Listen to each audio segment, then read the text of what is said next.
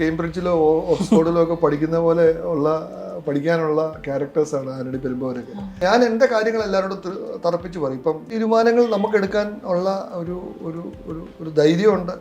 അതില്ലെങ്കിൽ ഞാൻ ഡയറക്ടറോട് പറയും, നിങ്ങൾ ഡയറക്റ്റ് ചെയ്യണം, ഞാൻ വേറെ ആളെ വെച്ച് ഡയറക്റ്റ് ചെയ്യണമെന്ന് പറയും. അങ്ങനെ പറയാൻ പലർക്കും ഒക്കാറില്ല. അല്ലെങ്കിൽ അവർ വിചാരിക്കും എന്തിനാ ഇങ്ങനെ പറയുന്നതെന്ന് വിചാരിക്കും.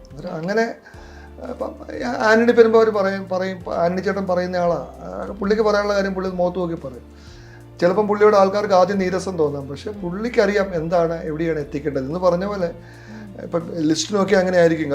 അവരൊക്കെ വലിയ ഒത്തിരി തലക്കവും പഴക്കവും വലിയ സിനിമകളെടുത്ത ഡയറക്ടർ പ്രൊഡ്യൂസേഴ്സാണല്ലോ. അന്നേരം അങ്ങനെ പറയാനുള്ള ഒരു ചങ്കൂറ്റം നമുക്ക് വേണം. സാറും സാറും കൂടി ചേർന്നാണ് മരക്കാർ പ്രൊഡ്യൂസ് ചെയ്തത്.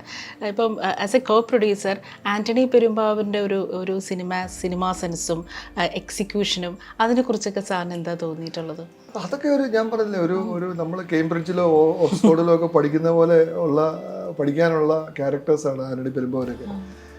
പുള്ളിയൊക്കെ ഇത് കലക്കി, അദ്ദേഹത്തിന് ഒരു ഫിനാൻസ് മാനേജ്മെന്റ് ഒക്കെ എല്ലാം പുള്ളിയുടെ കൺട്രോളിലല്ലേ പോകുന്നത്. കംപ്ലീറ്റ് ഫിനാൻസ് തൊട്ട് എല്ലാം പുള്ളിയുടെ കൺട്രോളിൽ കൂടെ തന്നെയാണ് പോകുന്നത്.